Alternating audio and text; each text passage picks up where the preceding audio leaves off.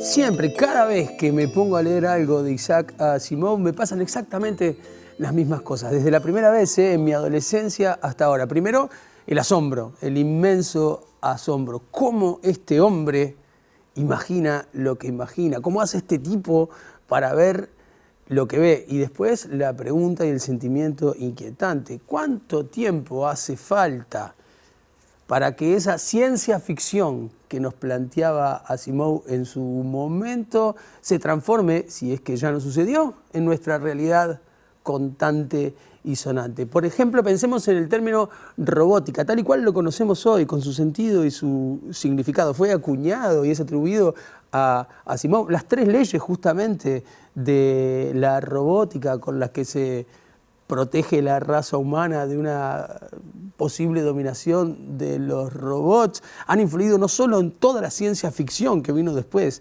de Asimov, sino incluso en el tratamiento ético hoy de la inteligencia artificial, la misma inteligencia artificial.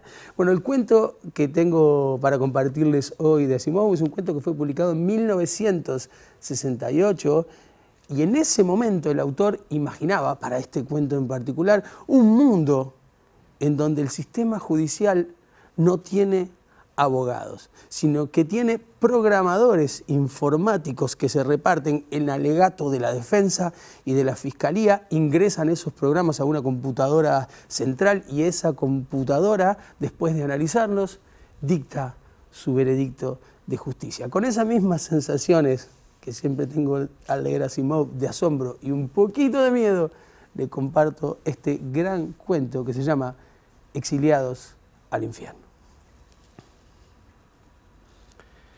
Los rusos, decía Dowling con su voz clara y precisa, los rusos, por los tiempos en que los viajes espaciales todavía no se habían generalizado, solían enviar los presos a Siberia. Los franceses utilizaban la Isla del Diablo para este fin. Los británicos los embarcaban para Australia. Parkinson comprendía con cierta desazón que Dowling habría tenido derecho a mostrarse muchísimo más severo. Dowling programaba el alegato del fiscal y él programaba el alegato de la defensa. Por supuesto, en los programadores se manifestaba una cierta tendencia a asumir algunas de las supuestas características de las computadoras. La falta de emoción, la impermeabilidad a todo lo que no fuera la lógica estricta. Dowling reflejaba esa tendencia en la raya perfecta que le partía el cabello y en la discreta elegancia de su traje. Parkinson, quien prefería programar el alegato de la defensa en los procesos en que se veía mezclado, prefería además dejarse llevar por un despreocupado desaliño en los aspectos menores de su atuendo.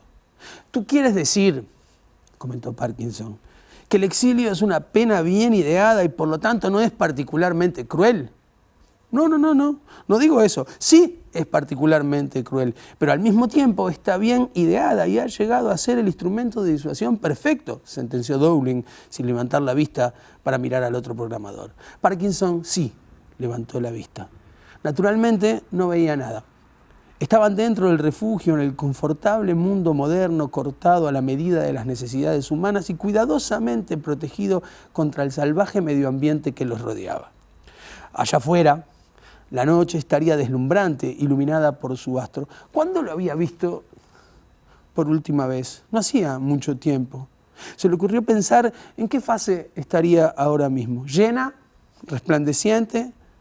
¿Se encontraba en cuarto creciente? ¿Era como una brillante uña de luz suave en el firmamento? Por derecho propio había de ser un hermoso espectáculo. En otro tiempo lo fue. Pero lo fue siglos atrás, antes de que los viajes espaciales se hubieran generalizado y abaratado y antes de que el entorno en que se movían se hubiera vuelto sofisticado y controlado. Ahora, aquella hermosa luz en el cielo se había convertido en una nueva y más horrible isla del diablo colgada en el espacio. Ya nadie pronunciaba su nombre siquiera, tal era la versión que les inspiraba. La llamaban eso, o todavía peor, se limitaban a levantar la cabeza en breve movimiento, indicando las alturas. «Podrías haberme dejado programar el alegato contra la pena de exilio en general, ¿no?», se quejó Parkinson. «¿Por qué? ¿Para qué? ¿No habría influido en el resultado?». respondió Dowling. En este no, Dowling, pero habría podido influir en casos futuros. Quizá las sentencias del futuro se conmutasen por la de pena de muerte. ¿Pena de muerte para personas culpables de dañar las instalaciones? ¡Estás soñando! Este fue un acto de cólera ciega. No estaba el propósito de perjudicar a un ser humano. Es cierto, pero no había el de dañar las instalaciones. Nada, eso no significa nada. En tales casos la falta de intención no sirve de excusa y tú lo sabes bien. Debería servir de excusa. Esa es mi posición, esa es la posición que desearía defender, dijo Parkinson. Dowling reflexionó. Ya no estamos en los tiempos primitivos, Parkinson. Vivimos en un mundo abarrotado, sin margen para el error. Hasta una cosa tan insignificante como el fundir un consistor podría poner en peligro a una parte considerable de nuestra población. Si la cólera pone en peligro o daña una línea de conducción de energía, es una cosa muy grave, ¿eh? No lo pongo en duda, dijo Parkinson. Bueno, pues parece que sí. Parecía que lo ponías cuando estabas estructurando el programa de la defensa, replicó Dowling. No, verdad que no. Cuando Jenkins cortó el escudo energético, me encontré tan cerca de la muerte como el que más. Un retraso de un cuarto de hora más habría sido el fin para mí, lo mismo que para otros, y me doy perfecta cuenta de ello, ¿eh? Lo que yo sostengo es que la pena de exilio no es la apropiada. Te equivocas, Parkinson. Claro que es el castigo adecuado, porque no hay castigo peor y porque entonces se corresponde con un crimen como no hay otro peor. Mira, todos sabemos que nuestra existencia depende de una tecnología complicada y más bien frágil. Un fallo podría matarnos a todos y no importa si este fallo se ha provocado deliberadamente, casualmente o por incompetencia. Y la muerte, simplemente la muerte, no alcanza para disuadir al criminal. Sí, que alcanza, nadie quiere morir, pero vivir en el exilio es mucho peor que morir, Parkinson. Por eso hemos tenido un solo caso de estos en los últimos 10 años y únicamente tuvimos un exiliado. Se encendió una luz. Parkinson se paró enseguida. La programación había terminado. La computadora había llegado a su veredicto. Dowling levantó la vista con aire flemático. ¿Verdad que no dudas de cuál será el veredicto, no? Parkinson y Dowling se dirigieron a la sala del tribunal, donde el juez ocupó su puesto, y luego vino Jenkins, entre dos guardias. Jenkins estaba demacrado, pero estoico.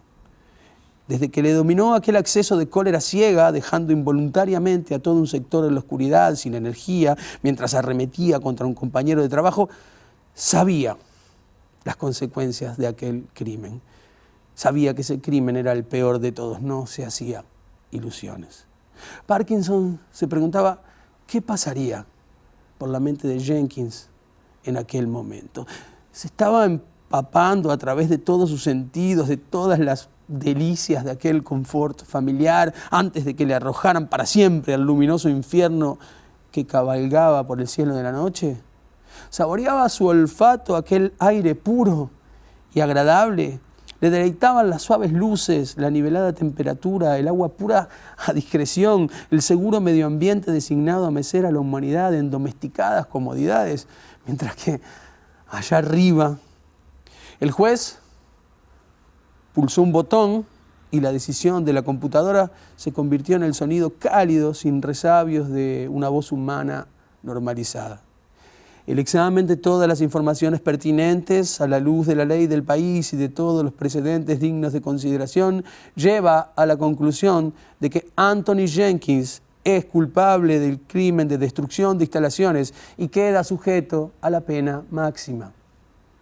En la sala del tribunal propiamente dicha solo había 6 personas, pero naturalmente la población entera estaba viendo y escuchando el juicio por televisión.